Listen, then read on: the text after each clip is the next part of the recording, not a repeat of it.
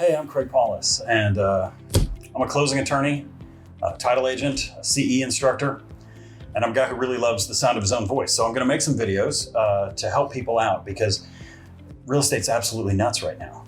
And talk to realtors, they've got all their statistics about days on market and absorption rates, and those are really cool. But I measure how crazy the real estate market is by two things. One is how many calls I get in off hours, and last week it was 25. And that was just during the week. The weekends don't even count because those are on, When realtors are working, I'm working, I answer the phone all the time. And I don't mean to say I don't want your calls. People call me, please. I love talking to you. But when I get 25 calls in 1 week, while I'm having dinner or after hours, when the kids are home and I'm reading Harry Potter to my daughter, listen, I know it's busy. So, and I love it. And because we're so busy, I'm getting a lot of questions about escalation clauses and sharp offers, okay? So I thought I'd shoot this quick video, and actually I'm gonna do more than one because escalation clauses are just basics tools right now. Everybody's using them in our market here in Huntsville, Alabama, and it's absolutely wild. And I know they're being used all across the country. I saw something on Inman the last couple of weeks. I saw one that said, there are markets dealing with 80% of the offers have escalation clauses. I saw something about, somebody in LA County paying, about 30% over the asking price for a house with an escalation clause. And that's the contract that was accepted. That's nuts, isn't it? I mean, good for them. But anyway, I want to just kind of go over the basics because so many people don't seem to understand them. And I know there are a lot of new agents. So let me tell you about escalation clauses. They've got three parts. They've got an opening bid where you say, I'm going to offer you $200,000 for this house, $300,000, whatever. That's your opening bid. If you were in an escalating market, make your opening bid the asking price, okay? Ask list price, put in the list price. I'm going to pay you the listing price. The second part is the escalation. It says, or I'm going to pay you $1,000 more than the next best, next comparable offer. And of course, the third part is you're going to want to put in a cap.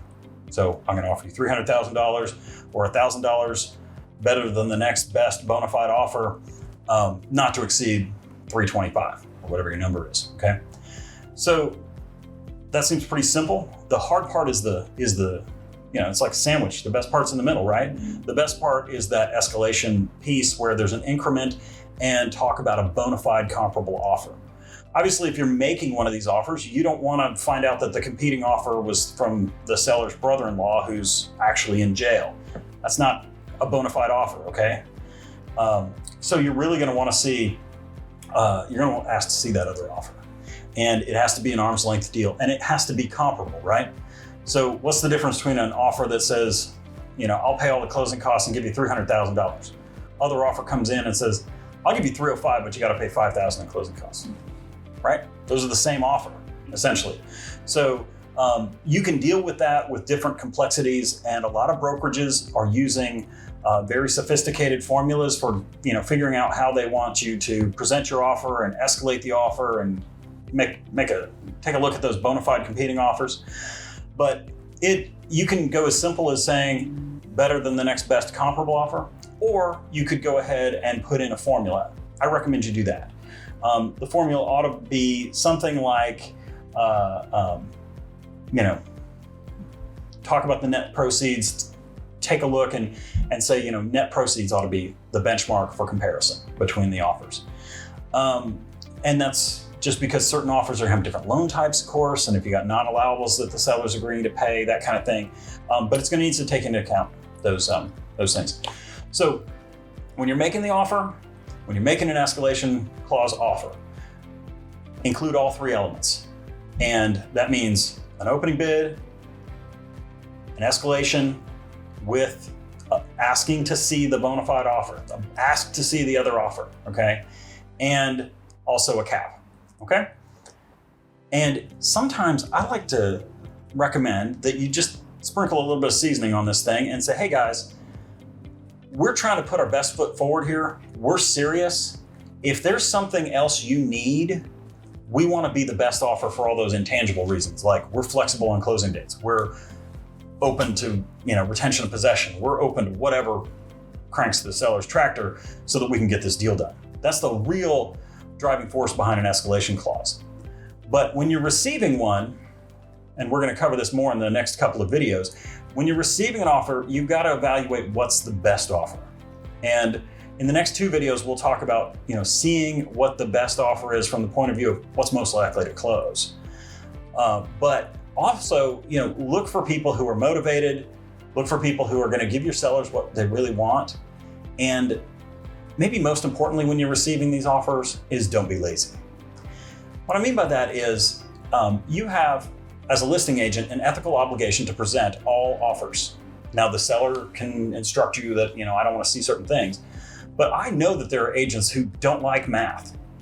They hate math and they hate word problems. And that's what these escalation clauses are. You get a bundle of escalation clauses and a lot of people go, look, these things are complicated. Let's just tell everybody to give us their highest and best offer. Well, when you're in a market like mine, where the inventory is incredibly low, a lot of people just move on. And I, by a show of hands, last time I taught a CE class, asked, when you do that, who's coming back, or when that's done to you, how many of your buyers drop out? And sometimes a third of the buyers to a half of the buyers drop out when you start saying, come back with your highest and best, I don't want to do the math. And you're shortchanging your seller because, number one, you're rejecting all those offers. You got a whole bunch of fish on the hook and you don't set the hook. You're lazy. Don't be that guy, okay? Honestly. And that means you might have to do an estimated closing statement for the top couple of ones, all right? So next time we're going to talk about the escalation clauses that are coupled with some really serious, advanced kind of contract writing. A great offer is one that's, shows on its face, we're going to close, right? So it means you're going to waive appraisals. You're going to waive financing clauses. You're going to at least partially waive those things if you need to. And I'm going to help you next time in this next video talk about ways to craft the best offer that shows you the most serious, the most likely to close, and the one that ought to win the bidding war at the beginning. Well, until then, I want to thank you for your time. I want to wish you well, and everybody stay safe and keep fighting the good fight.